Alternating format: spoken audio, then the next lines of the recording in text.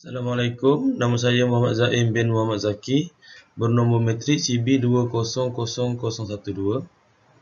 Saya merupakan ketua kumpulan 10. Kami akan membentangkan modul psikologi iaitu penggunaan teori konektivisme pada masa kini. Seterusnya, kita akan pergi kepada pengenalan. Teori behaviorisme, kognitisme dan konstruktivisme adalah tiga teori pembelajaran yang paling banyak dan sering digunakan dalam penciptaan persekitaran instruksional. Tiga teori tersebut dikembangkan pada masa pembelajaran yang tidak dipengaruhi oleh teknologi. Lebih dari 20 tahun yang lalu, teknologi telah menyusun semula bagaimana kita hidup, bagaimana kita berkomunikasi dan bagaimana kita belajar. Perkembangan teknologi diperlukan untuk perubahan dalam sistem pembelajaran sehingga yang sesuai dengan perkembangan pada masa kini. Seterusnya, kita tengok apa itu teori konektivisme. Konektivisme adalah satu prinsip yang ditemui oleh teori chaos, rangkaian, kerumitan dan self-organizing. Pembelajaran adalah satu proses yang berlaku dalam persekitaran yang berubah-ubah dari pertelingkahan elemen utama bermaksud tidak sepenuhnya di bawah kawalan individu. Pembelajaran dapat berada di luar diri kita sendiri, difokuskan untuk menghubungkan maklumat khusus dan hubungan yang membolehkan kita belajar lebih banyak sesuatu yang penting daripada keadaan semasa kita mengetahui. Konektivisme disokong oleh pemahaman yang berkaitan dengan keputusan yang berdasarkan asas cepat berubah. Okey, seterusnya kita akan tengok latar belakang. Pada asalnya, konektivisme adalah kajian bahawa pengetahuan diedarkan melalui rangkaian hubungan. Oleh itu, pembelajaran terdiri daripada kemampuan untuk membina dan melintasi rangkaian internet sahaja. Pengetahuan tidak diperoleh seolah-olah ia adalah satu perkara. Oleh itu, dapat dilihat melalui hubungan antara konektivisme dan konstruktivisme atau pembelajaran aktif. Konektivisme adalah sambungan ataupun boleh dikatakan connection yang bermaksud dalam bahasa Melayu, sambungan. Pengetahuan pula adalah pada teori ini secara ilmiahnya merupakan rangkaian hubungan yang terbentuk oleh tindakan dan pengalaman. Dalam konektivisme, tidak ada konsep sebenar memindahkan pengetahuan, membuat pengetahuan atau membina pengetahuan. Sebaliknya, aktiviti yang kita jalankan ketika kita melakukan amalan untuk belajar itu lebih mirip mengembangkan diri dan masyarakat kita dengan cara tertentu yang berkaitan. Sekian sahaja daripada saya. Saya akan menyerahkan pembentangan kepada pembentang yang seterusnya. Assalamualaikum. Nama Amir Hakim Adha Habib Azmi, metrik CB200020. Okey, saya akan terangkan slide ini. Teori kognitivisme atau dikenali sebagai teori pembelajaran baru. Ia dihasilkan untuk digunakan pada zaman era digital. Ia terhasil disebabkan kelemahan tiga teori, iaitu yang pertama behaviorisme, kedua konstruktivisme, ketiga kognitivisme. Ini kelemahan tiga ni adalah untuk menerangkan pengaruh kita terhadap teknologi. Dan teori ini juga berkembang sangat pesat disebabkan pandemik COVID-19 yang menyebabkan guru dan pelajar tidak boleh melakukan proses pembelajaran secara bersemuka. Dia juga menjadikan teori ini sebagai norma baharu sekarang dan perlu dikuasai. Okey, prinsip bagi teori kognitivisme. Yang pertama, kepelbagaian pilihan. Kedua, pembelajaran adalah proses menghubungkan not khas atau sumber maklumat. Ketiga, pembelajaran mungkin terletak pada peralatan bukan manusia. Ini merujuk kepada robot yang mempunyai AI, Artificial Intelligence, yang dapat berfikir sendiri. Yang keempat, kapasiti untuk mengumpul data lebih banyak adalah lebih penting. Ini merujuk kepada kita mengetahui maklumat yang lebih banyak adalah lebih penting sebabkan setiap hari akan ada maklumat baru. Yang kelima, keperluan memupuk dan menjaga hubungan rangkaian pembelajaran. Ini merujukkan untuk kita menjaga hubungan dengan guru supaya proses pembelajaran itu sentiasa berterusan. Okey, nombor 6, melihat hubungan antara pelbagai jenis bidang, idea dan konsep. Ketujuh, maklumat yang tepat sekarang tidak bermakna akan tepat pada keesokannya. Ini merujuk kepada benda yang kita tahu sekarang tidak bermakna akan betul pada keesokannya disebabkan seperti yang saya kata tadi, setiap hari akan ada maklumat yang baru.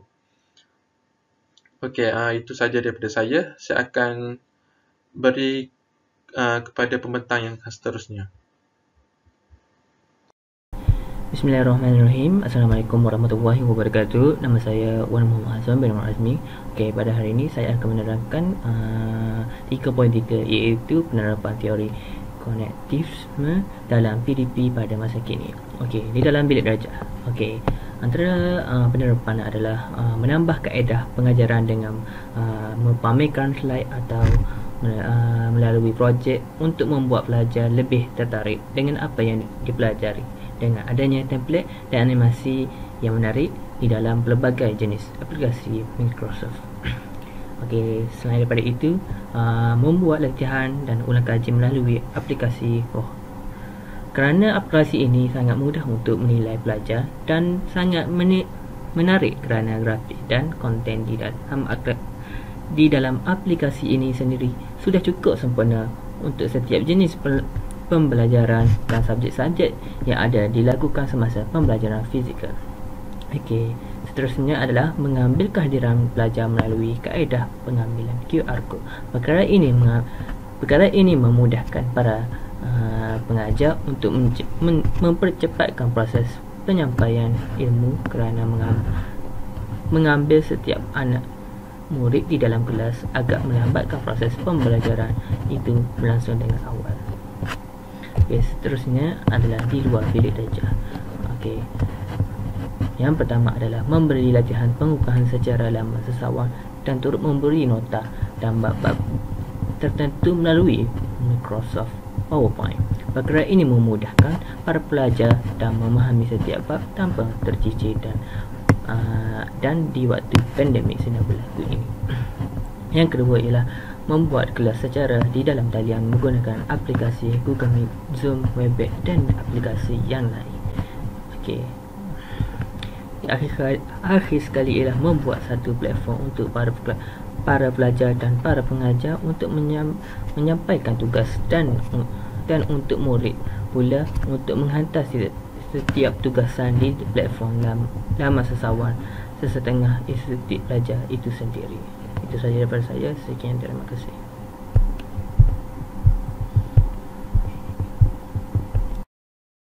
Saya Muhammad Fatih Berdoa. Hari ini saya ingin membentangkan kelebihan penerapan teori konektivisme dalam PDP. Salah satu kelebihan penerapan ini ialah dapat membentuk pelajar yang lebih baik dalam mengakses maklumat dengan pantas. Kedua, berkemampuan mencari sumber maklumat yang relevan dan tepat. Yang ketiga, dapat pembelajaran bebas dan senang berinteraksi antara pelajar dengan pelajar dan pelajar dengan guru. Yang keempat, mampu meningkatkan motivasi pelajar, meningkatkan kadar pengekalan yang lebih lama dan mengurangkan beban kognitif kepada pelajar. Yang kelima, dapat menawarkan lebih satu saluran dan boleh diperbagaikan mengikut keperluan pelajar dan guru. Yang terakhir sekali ialah mampu menjatuhkan minat pelajar dalam topik tertentu dengan menggunakan mekanik permainan untuk memotivasi pelajar. Kelemahan penerapan teori konektivisme dalam PDP. Salah satu kelemahan penerapan teori konektivisme dalam PDP ialah pelajar akan kurang mendapat isi pembelajaran yang tepat akibat pembelajaran yang tidak optimum. Kedua, memberi kesan yang buruk terhadap pelajar seperti hilang motivasi kerana ketinggalan dalam pelajaran. Ketiga, mendapat masalah kesihatan dalam visual atau kesihatan seperti sakit mata atau sakit otot. Yang keempat, memerlukan peralatan untuk digunakan dalam latihan amali. Yang terakhir sekali, memerlukan rangkaian internet yang mencukupi bagi mengakses kehadiran. Nama saya Muhammad Afif Jadimi bin Azman. Terdapat beberapa implikasi terhadap penerapan teori konektivisme dalam PDP.